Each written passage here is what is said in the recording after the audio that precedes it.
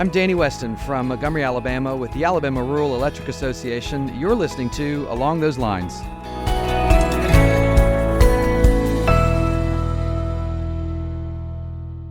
This podcast is brought to you by STEM, a global leader in AI-driven clean energy solutions and services. Learn how STEM's solar, storage, and EV charging solutions can help you reduce cost and provide resiliency for your members at STEM.com. Hi, everyone. This is a podcast about electric cooperatives, the work they do, and the challenges they face. I'm your host, Scott Hoffman. Since the launch of ChatGPT in late 2022, the term artificial intelligence has gone from an esoteric concept to a regular topic of conversation at home, at work, and among friends. Most experts agree that AI will have a rapidly expanding impact on many, if not most, facets of our lives, and the technology and data-heavy power industry is at the tip of the spear. How are co-ops already using AI? And how will this evolving technology shape and change the way we approach operations, member services, and our workplace culture in the years to come? To talk about that and other facets of AI, we have a special guest this month. Mike Walsh is a futurist, author, and the founder and CEO of the consulting firm Tomorrow. Mike will also be sharing his insights on AI and other technologies as a keynote speaker at NRECA's PowerXchange and TechAdvantage conference in March. Mike, welcome to the podcast. Thanks for coming on. It's great to be here. So today we're going to talk about sort of machine learning, artificial intelligence, all these kinds of computer sciences and algorithms that are becoming so prominent in our lives right now. But I wonder if you could just start us off with a high-level look at what is artificial intelligence and how does it work? It's a deceptively simple question, which is getting more difficult to answer with time.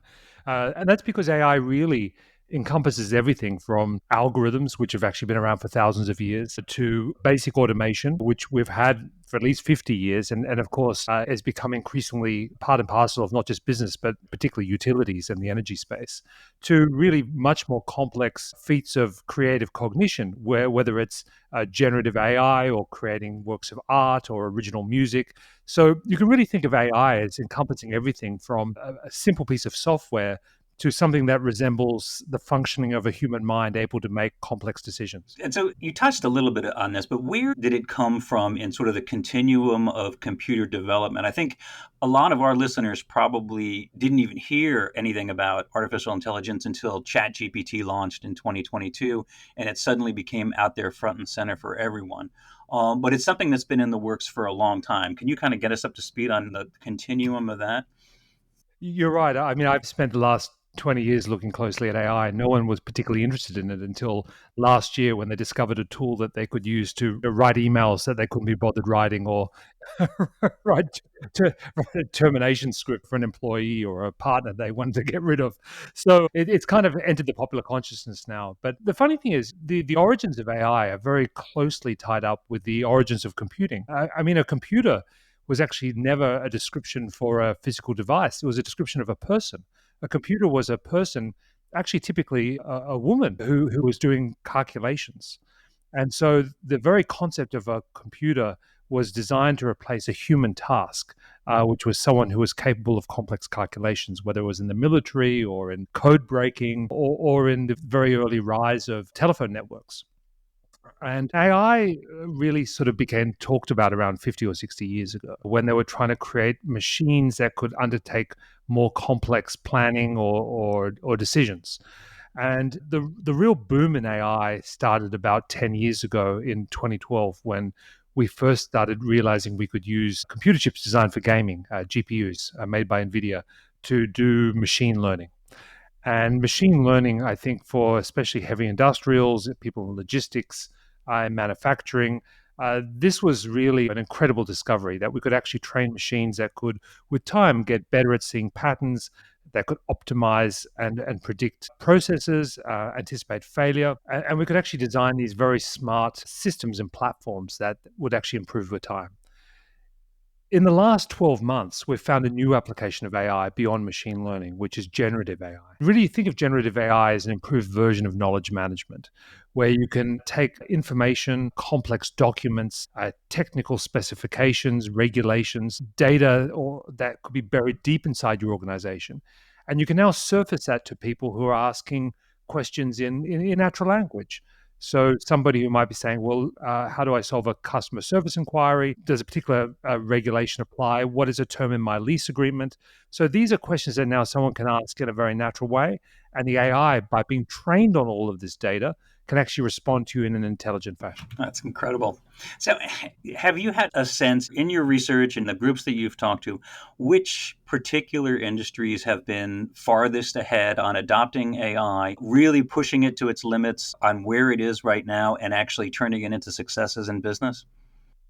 It really depends on the type of AI you're talking about. If you look at heavy industrials, manufacturing, logistics, life sciences, for the last decade, they've been investing heavily in automation, robotic process automation, machine learning, in everything from drug discovery to production, quality control, predictive maintenance. You find similar applications in agriculture, precision agriculture. But then if you look at something like the entertainment and media industry, you would have seen other uses of AI in the use of algorithms of recommendations, the programming of people's social media feeds, matching advertising up with publishers and audiences. So there's really no industry, I think, where there isn't some application of AI. But the use cases are very different. And we're at a really unique moment now because people are now talking about generative AI. But that's not so much dependent on the industry because it's really changing how we work. And so it doesn't matter if you're an energy utility or you're a media company, a retailer or a bank. We all, as human beings, are knowledge workers. We have to process information and use it to make smarter decisions. But the funny twist on in this now is that to be a knowledge worker in the 21st century isn't actually about knowing things anymore. It's being able to ask good questions. And that's the real shift, I think, that's happened in the last 12 months. And I know you have some experience with the power utility industry and other utilities. Can you talk a little bit about what you've seen in terms of how it's already been adopted in the electric power industry and where it might be most useful going forward?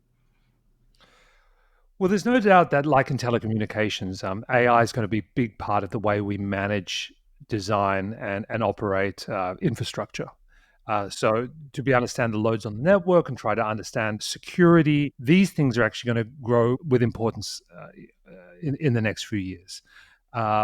Whenever you have a complex network that requires securing and managing at scale, we're going to need high levels of automation and cognitive systems that allow us to understand that. But the other thing to think about is that as we create a world that is more powered by AI, there's going to be a kind of a merger between these smart energy networks, whether it's generation or distribution, with the kind of data platforms, computation, hyperscalers, data centers.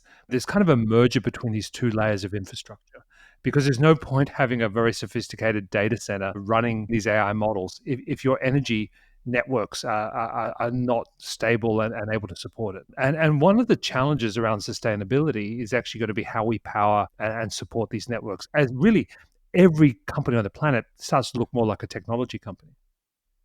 Yeah, and I think with utilities specifically, there's just an enormous amount of data that comes in off of sensors and off of downline equipment, off of meters. Talk a little bit about, if you could, the way that AI is going to help electric cooperatives and other utilities take that data and turn it into usable information. Well, one of the big changes that's happened, I think, in the last 5 years is we've gone from this idea that we need to collect lots of data and put it on a dashboard for someone to look at to how do we take that data and actually build it into a decision workflow where increasingly human beings are supervising the decisions rather than being the ones that have to make it constantly. So part of the human's job is not just to check that the machines are making decisions, but to actually try to design a kind of a decision environment in which they're not having to be the ones actively making the decision at all times. So that's a really big shift. And we need to do that because the complexity of these networks is just growing to an extent that they cannot be monitored by human beings 24/7. So I think that's really important. And I think the other side of it is that there's going to be such a diversity of energy sources and intelligence built into the grid. I was mentioning before, I've spent a bit of time lately in Saudi Arabia and some of these other, heavy oil and gas markets, and they're making a very big investment now in green data centers, or data centers powered by green or blue hydrogen, because I think there's a concern that the kind of the traditional villains of today, like big tobacco, big oil and gas, the next set of villains are going to be big tech, because people are starting to realize that the energy use and the carbon impact of people being on ChatGPT 24/7 is going to be significant. Let's pause here for a word from our sponsor, and when we come back, we'll talk about how AI is likely to change the way co-ops interact with their members. STEM provides AI-driven clean energy solutions and services for electric cooperatives that get projects in the ground with lower cost and greater efficiency. STEM's extensive knowledge and proven expertise in delivering innovative utility projects, along with their Athena software, help co-ops deploy energy storage to reduce cost and deliver value for their members. To unlock the full potential of your clean energy assets at scale, visit STEM.com. I'm Cassie Cunningham from White River Valley Electric Cooperative in Branson, Missouri. You're listening to Along Those Lines. Welcome back. One of the things that I think our listeners, mostly as co-op employees, are probably thinking is that AI is going to have specific impacts on operations, maybe a little bit of the customer service side. What they may not be aware of is that the actual person at the end of the line, the ratepayer, as we call them, our members, their expectations and the way they approach a company like an electric cooperative is going to change fundamentally because of AI. Can you talk a little bit about how you see the consumer changing with these new technologies that they're going to be using more and more?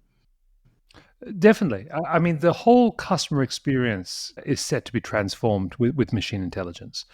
The plot twist for me today is that one of the biggest frustrations for a customer is not being able to get someone on the line who can help them when they have a problem, or they want to change their plan, or they want to make an inquiry. So, an automated system now is designed to be a barrier between you getting in touch with a human being. In the next few years, people will be annoyed if they have to talk to a human being, because your first preference is actually talking to an AI, because an AI should actually be trained to help you resolve your question faster. In fact, they may, the minute you contact them, already know what you need to solve your problem. And so actually being put in touch to a human being who has to then collect data and enter into another system will be perceived by a customer to be an inferior experience. And this is something that you're going to see in many industries. I mean, in the near future, if you're going to have a vision correction operation, would you rather a robot handling a laser, or would you rather someone with shaky hands with a scalpel? So in almost every kind of area of human interaction, we're going to start to actually prefer to deal with an AI or a robot rather than a person.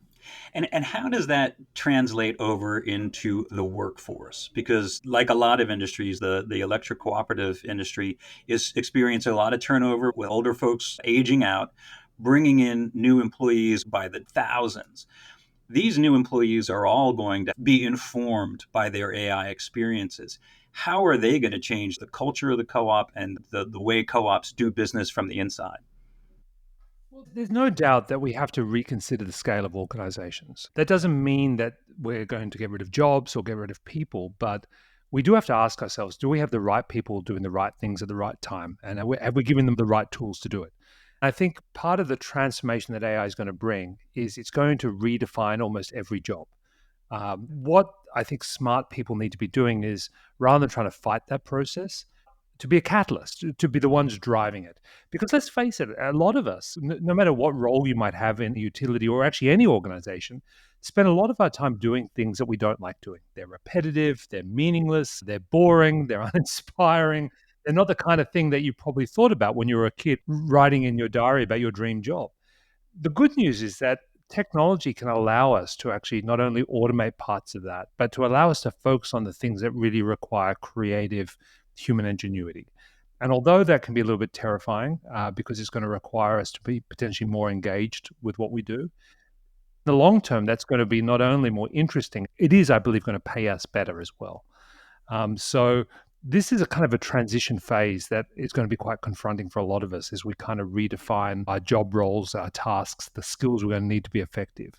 The good news is we're not going to need radical retraining on this. We're not going to need to learn programming. I mean, arguably the most powerful programming language today is English or any other human language, because by simply being able to describe a problem, ask an interesting question, describe a process, the machines will do a lot of the things that need to happen in the back end. So, can you talk about some of the pitfalls that we're facing or that co op leaders might be facing as they head into this new AI generation? Are there things that we need to be aware of now that are going to get built into our systems that have ethical connotations, that have job displacement connotations? Yeah. What kind of things should we be thinking about right now as this becomes the wave of the future? Well, there's really two different types of risks, and they're at opposite ends of the spectrum. There's overconfidence, where you're really just taking all these tools and putting all your data into them without really thinking what that means. You know, if you take a public version of ChatGPT and you upload all your customer data into there and start asking questions of it, without talking to your risk and compliance and IT teams, you may have discovered you've now put a whole bunch of customer data into the public domain. So obviously that's a disaster. And there are serious security issues sometimes with using even models that have been fine-tuned on confidential information, because there are ways of, whether it's a prompt injection attack or some sort of poisoning of the AI supply chain with data, you're actually putting that data at risk. But on the other side, there's underconfidence, where you're waiting for other people to make a bold move, or you want it to become so established in the industry that it becomes generic, or even the more extreme example, hoping to retire before you have to deal with it. That's also putting your company at risk, because you're missing what is probably one of the most fundamental reinventions of the workforce and organizational design that we've seen, I think, since the 1950s, when we first brought in digital computing. Do you see any limitations for AI at this point? From where you sit, are there parts of this that are always going to require human intervention? Absolutely. I think it's dangerous to think of AI as fairy dust that you can sprinkle on things and hope it will just improve a process. But there's always going to be a natural kind of dance between what humans can do and what machines can do. There's no set delineation between what is a human-shaped task and a machine-shaped task. As machines get better, it always pushes humans to abstract themselves and find new ways to add value. The difficult thing, I think, for us is that's just not a stable relationship. We're always going to have to keep reinventing ourselves and essentially upgrading our own internal operating systems in order to remain effective and relevant. What do you use AI for? Anything in your personal life and your professional life that you're using as a regular tool and really sort of probing it? Yeah, as someone who is a content creator, I'm very resistant of actually using it to write, because I think this will change. But for me, I can tell when someone has sent me an email that's been prompted through ChatGPT, and I actually just refuse to answer those emails. I approve. And you can also read text where it's just, I mean, it's amazing that these AIs can write something that is passably human, but it doesn't mean it's even reasonably good. So I think that's still obvious to tell at the moment. But as someone who is always going to push themselves on understanding a new topic area, for me, it's an incredible research tool, because it's like thousands of years ago, if you were lucky enough to have Plato or Socrates as your private tutor. And they talk about the Socratic technique, where Socrates would ask questions to push your thinking. I think you can have almost a kind of a Socratic dialogue with these AIs, where as you discover something, you can ask a further question to deepen your knowledge. And although it might not be absolutely perfect, it's well trained enough that it can kind of help guide your own exploration of new ideas and new areas of research. So, from where you sit, what are some technologies that maybe we haven't heard of yet, or that right at the cusp of our understanding and knowledge, that are going to be the next big thing for businesses, for utilities? Anything that you're seeing that will follow on to AI or adjacent to AI that's going to be ascendant in the next decade or so? Well, I would say there are kind of three things that are particularly relevant for this audience. One is we're only really at the very beginning of exploring what an AI-powered organization looks like. If you start with a clean sheet of paper and you're not dealing with legacy systems, and you're really just saying, okay, whether it's the scale or the speed or the sustainability or the scope of this operation. What does an AI-powered utility of the 21st century look like if you were planning it from scratch? So I think that's going to be a journey that we're going to really have to undertake, not just in energy and utilities, but in almost every industry over the next 10 years. The second is around quantum computation. And in some ways, quantum computing is today where the computing industry was in the 1950s. If you think about in the 1950s, we had computers that were the size of rooms, they were very unstable. They required whole teams of people just to be able to get a sensible result out of, and they had very limited utility and application. But that's changing very quickly. And that space around quantum computing is something I think where we're going to see significant breakthroughs over the next 10 years. And for energy utilities, where you have a lot of optimization type problems, they are particularly relevant to quantum computing. You see that a lot in logistics, where you're trying to work on an optimal path or you're trying to design a network. These things are areas where I think you're going to see potentially an extraordinary amount of growth. The final thing where there's really a lot of development is going to be around where we're seeing a lot of progress in generative AI around more creative applications, whether it's in life sciences or in cybersecurity. So the emergence of autonomous agents who can actually, they're kind of like our digital twins, where they can actually act on our behalf, make decisions.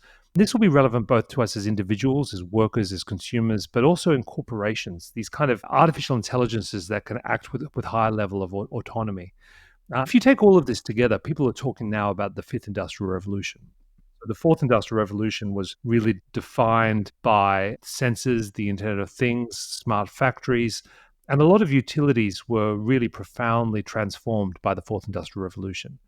The fifth industrial revolution had the important difference of not so much being about smarter machines, but about smarter humans augmented with technology, while taking into account some of these things that we used to think of as externalities like the environment, sustainability, inequality.